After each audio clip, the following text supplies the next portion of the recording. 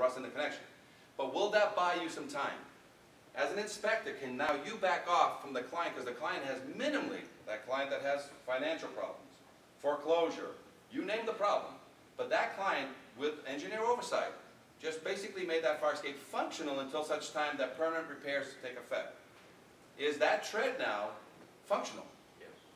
The owner, did you remove the violation? Did you suspend it? Did you move it along? Yes. Would that be the yellow card? It would go to a yellow card, yes. That's what we would put it to, a yellow card. Now, here's the best part, because we don't want any liability. If I've got this fire escape with rust in it and I put 4 bolts, you know who's responsible? It says right on the yellow card. You know who's responsible under a yellow and a red? The owner. Have you removed the violation? You just gave this guy a 30, 60, 90-day extension. Does this fire escape need monitoring every 30, 60, 90 days at your request?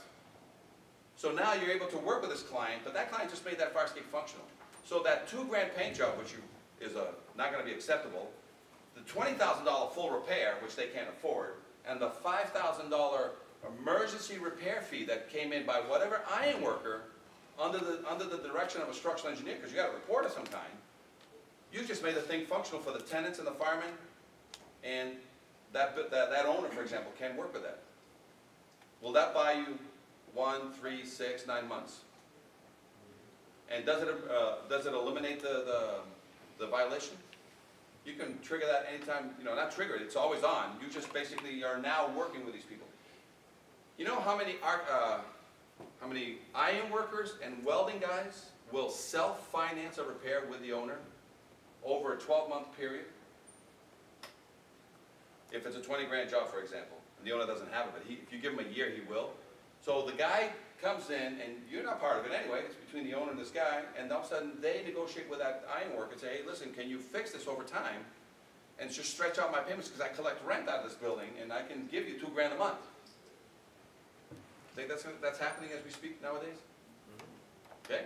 So you basically just allowed them a temporary emergency repair to make it functional.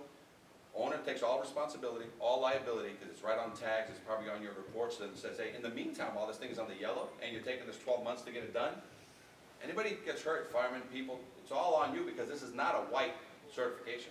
This is a yellow at best, right? Because if it's red and it can't go any other way. And let me throw you another quick repair, then I'll take your question. I'll take any fire escape in the state that you can't fix. You know what's the immediate fix that will answer the question tomorrow? Scaffolding. So you pick any problem fire escape anywhere out there, and the guy's like, blah, blah, blah, blah. He said, dude, here's 6 scaffolding companies. I want a full set of stairs here, basically acting as my temporary means of egress. Will that satisfy you? Will that remove a violation? No. But does that answer your question right away to get the tenants out and the firemen in? Brand new set of scaffolding, professionally installed by a scaffolding company with all things. So there's temporary fire escapes out there already. Just, if that's the worst case scenario and this guy's not doing anything about the situation, order scaffolding. With full set of stairs and railings, they have the whole, and they'll tie back into the, to a platform or something. We'll do it right next to the thing, okay? Now question. When you write that violation and you... I don't write the violation, but you... Well, yeah. When the violation's written, when you accept their sunset, you accept an affidavit giving a sunset date for that, put in the record on the building jacket, correct? You're asking me, or you're asking this to these guys? Well, that would be the acceptable practice, right? To keep liability off the municipality and the inspector. Right. You have to get your writing to say specifically, because in my writing to the client that I came in to do a Band-Aid repair, it's all over my writing. Said, hey, we're not certifying anything. With this Band-Aid repair, and any event occurs on this fire escape while it's under a yellow card or a red card, it's all on you. I expect the building inspectors to write the very same thing. We're not suspending your violation. We're basically saying that while it's under this temporary order, you're doing everything possible to get the money you need to make this thing a white. They're going to satisfy you that they're moving along on that, whether it's to go get money from the bank, whether the bank is taking it over, or whatever. I mean, you guys got crazy things going on buildings that need these things fixed, but, somebody doesn't want to be responsible. The banks own it, but the banks don't want to fix it. So I'm just making a suggestion that we put in this gray, to fill in a gray area, because everything was black and white. We threw in a gray. I just wanted to explain to you what a repair would be on a tread. As soon as you take out the bolts and put in new bolts but leave all the rust, that's a functionality repair. That's not a certified repair. I just want to make you guys aware that that is available. Otherwise, if that's not even an option, then just go put a scaffolding up. Just put a brand new set of scaffolding. They rent it out by the 30-day. It's a 30-day rental. And the thing can sit there for whatever, it's $1,000 a month or whatever it is, and now that'll satisfy your needs of egress for that building. Okay? So, this is what you got on the foot, so please, don't go on to fire escapes anymore. This is a school down in Jersey. This is the Soldiers Field home. How much rust is there? 1 inch of rust. How long does that take to grow? Now, these are nationwide inspections and ladders. Guys, ladders are supposed to do the same thing. Can you release a ladder and let it drop like a guillotine? Or must it drop 2 to 3 feet per second, hit the ground, and stay down? So ladders are either permanently affixed to a side, and let's see if anybody recognizes some of these ladders. These are more West Coast ladders. Anybody ever see anywhere around here a accordion ladder? Very popular in Seattle, all the way down to LA. One of the reasons, because they never have any snow or ice. Guess what happens to this if you get an ice storm to this ladder? You got an ice cube. But that's why it only fits in certain areas. But a lot of it is just standard ladders mounted to the ground. You can jump 7 to 9 feet. On average, in Massachusetts, it's 7 feet. The last rung is 7 feet. That's when you jump. These are what ladders with weights on them look like. Roof ladder access, guess who these are for? Huh?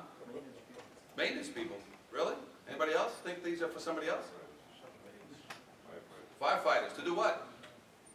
Fight fires. How many times are these checked to make sure that these guys climbing over? In Portland, the firemen don't use the fire escape. They have an outside ladder with no ring around it that goes up 50 feet, 100 feet, 200 feet. And they have to climb those in practice at their towers. They climb 50, 75, 100 feet with all their gear on an outside ladder so that they give the inside fire escape to the people getting out of the building. So Seattle and Portland are the only places that do this, but I've never seen them anywhere here on the East Coast. And they'll climb that up over 100 feet.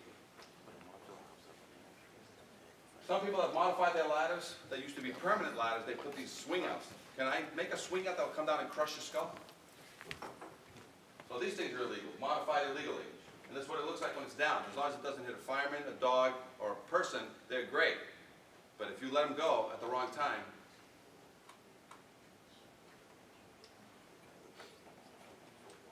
let's talk about some of the things that need to be done.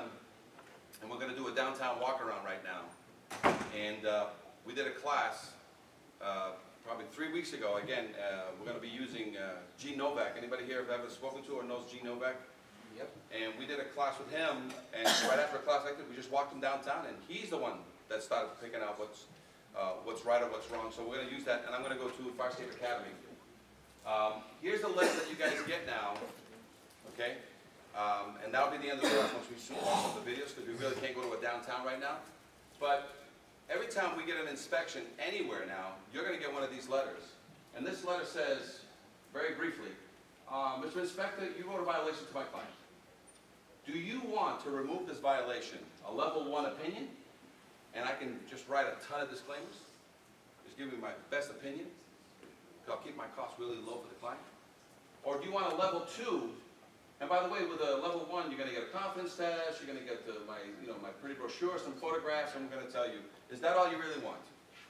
An over-the-top kind of look at this fire escape, and I can, as long as you can let me disclaim, I'll never have to verify the thing into the wall.